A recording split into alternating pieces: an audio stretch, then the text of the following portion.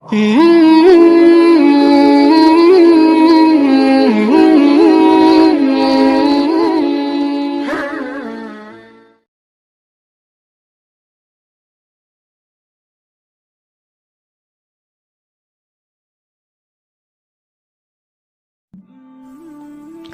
yang kedua, segala yang datang dari Allah itu tidak mungkin buruk. Tidak mungkin. Kenapa kita diminta untuk taat dengan mutlak? Karena segala yang datang dari Allah pasti baik. Ya, pasti baik.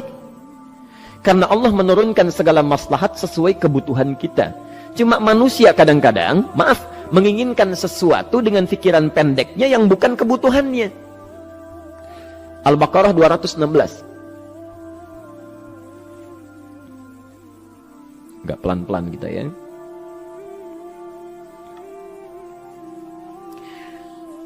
Bapak Ibu kalau diminta milih, pilih motor, pilih mobil.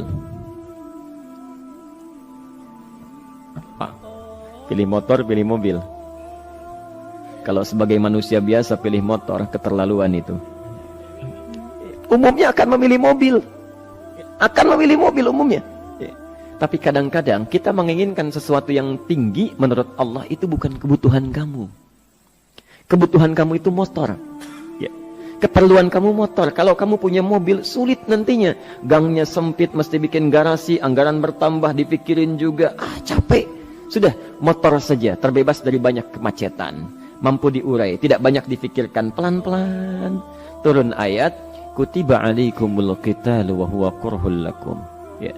Diwajibkan atas kalian berperang. Dulu orang diminta jihad gelisah, ya. Gelisah. Nah, kalau ada perintah Allah yang melahirkan kegelisahan, ini maknanya.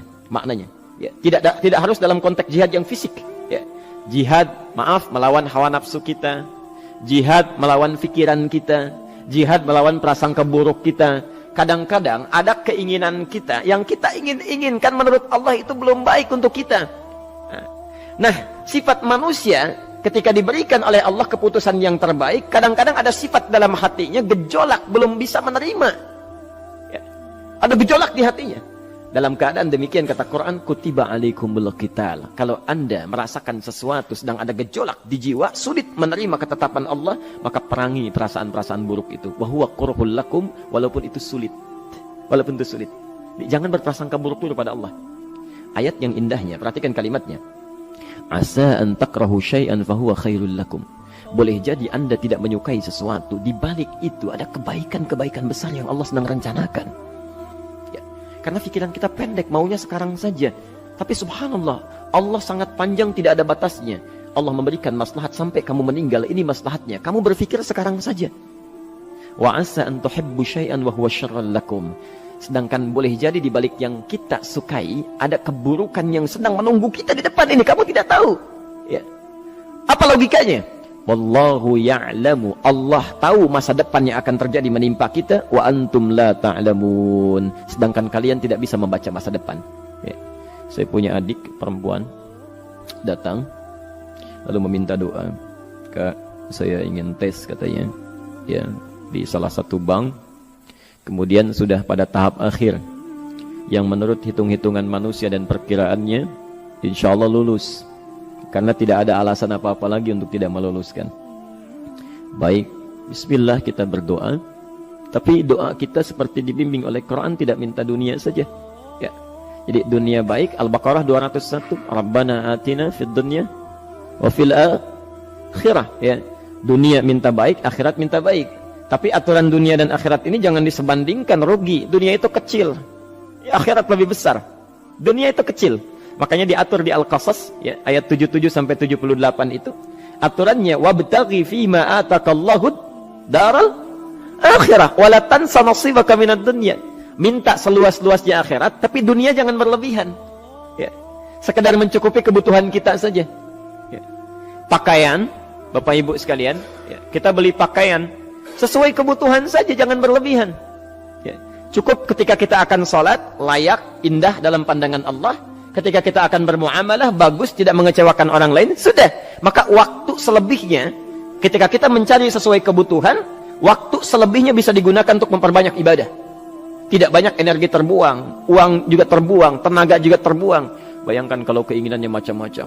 Wah, ingin baju terbaru, ingin tasnya Hermes, mereknya dari Paris, sekarang juga mesti dibeli. Wah, uangnya sudah 400 juta keluar, tenaga mesti keluar, beli tiketnya macam-macam dan sebagainya. Habis waktu untuk mengejar dunia, ibadah tertinggalkan. Di rumusnya dunia itu secukupnya saja. Nah, yang paling menarik, kita doakan supaya Allah memberikan kebaikan dunia dan akhiratnya yang paling utama. Maka datanglah dengan lesu mengatakan, saya tidak lulus katanya. Kenapa? Saya bilang, saya tidak tahu, saya sudah berusaha. Tapi konon kabarnya, saingan saya adalah anak salah satu pejabat. Masya Allah. Saya bilang, kamu jangan bersedih. Kamu menginginkan sesuatu dengan pikiran pendek, Allah pasti memberikan yang terbaik yang tidak terlukiskan nanti. Subhanallah, pekan beberapa hari setelah itu, muncul berita, ternyata dia diterima di bank syariah. Dia menginginkan sesuatu yang diinginkan, Allah menginginkan lebih dari apa yang dia harapkan. Dikasih bank syariah, di situ terjaga, meningkat keagamaannya, terjaga hijabnya, segalanya, dan disitulah kemudian diarahkan untuk menemukan jodohnya. Masya Allah. Dia berpikir saat itu Allah merencanakan masa depannya. Ya. Jadi apa yang Allah sudah rencanakan pasti baik, Pak, Bu.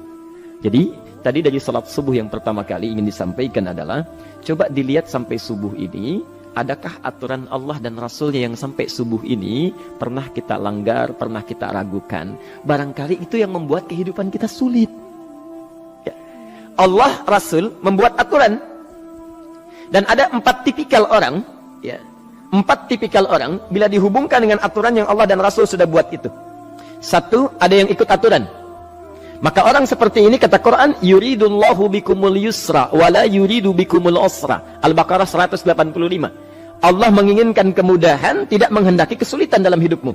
Ya. Maka dibuat aturan, yang ikut aturan Allah pasti mudah hidupnya. Ya, pasti mudah hidupnya. Ya. Rizkinya mudah, hidupnya mudah, nyaman, enak. Ya. 1, ada yang ikut aturan. Yang kedua, ada yang keluar aturan.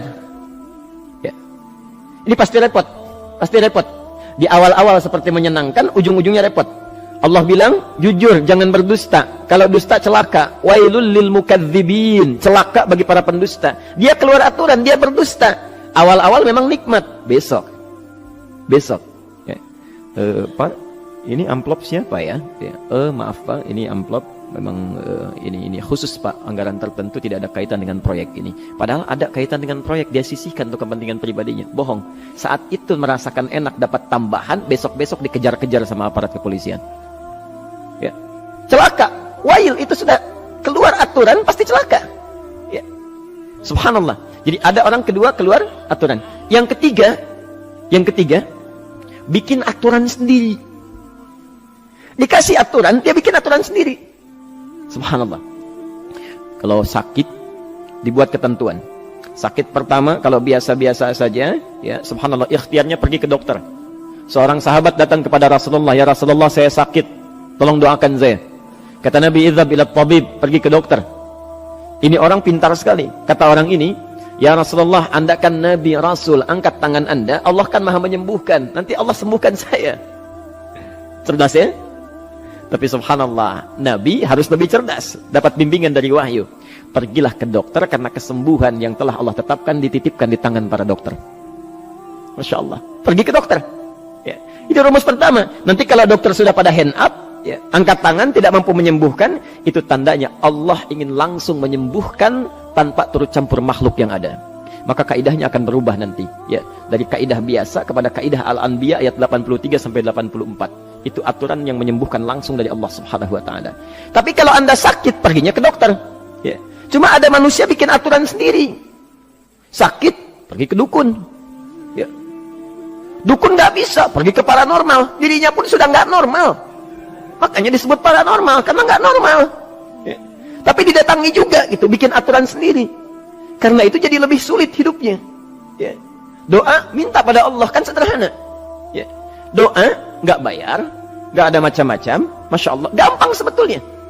Ada kekeringan, sekarang kan banyak kekeringan ya, banyak kekeringan. Dikasih rumus, subhanallah, dikasih rumus yang tidak perlu pakai biaya, meluangkan waktu, itu pun berpahala juga. Dunianya dapat, akhiratnya melimpah. Ya. Dikasihlah salat istisqa, Masya Allah, tinggal minta, memohon kepada Allah. salat, mengangkat tangan, mohon pada Allah. Subhanallah. Manusia tidak bikin aturan sendiri. Oh, digarami saja. Orang garamin sayur, dia garamin awan. Cari biaya miliaran, terbang pakai pesawat. Kalau Allah tidak berkehendak, ya sudah. Ya. Ayo silahkan, berapa biaya yang mau kamu kumpulkan? Tenaga yang kamu kumpulkan, silahkan aja. Ya. Yang ini hujan, bikin kering lagi di sana. Sana hujan, bikin kering lagi di sana. Mau sampai kapan? Ya. Dikasih yang gratis, tinggal muncul. Cuma manusia bikin aturan sendiri, ya susah hidupnya. Itu yang ketiga. Yang keempat, ada orang nggak mau diatur. Allah bikin aturan, dia nggak mau diatur. Ya, Masya Allah. Ini yang luar biasa. Inilah yang fasik. Fasik itu keluar dari aturan, menyimpang, tidak mau diatur dia. Ya, tidak mau diatur. Karena itu Bapak Ibu sekalian, dari ayat yang pertama ini, ya, mari kita evaluasi sampai dengan hari ini subuh. Dari ayatnya memang sederhana, singkat, padat, cuma satu ayat. Tapi meminta kita untuk melihat, sudahkah sampai hari ini taat pada Allah dan Rasulnya? Yang kedua, ketaatan kita apakah selalu ragu atau sudah melahirkan keyakinan yang paripurna? Ya. Yang ketiga, pelajari aturan-aturan Allah terkait kehidupan kita. Aturan salat, aturan muamalah, ya, aturan beraktivitas, aturan berumah tangga. Pelajari itu supaya mendapatkan kemudahan. Biasanya kesulitan didapatkan karena kita belum mengenal aturan Allah dan Rasulnya.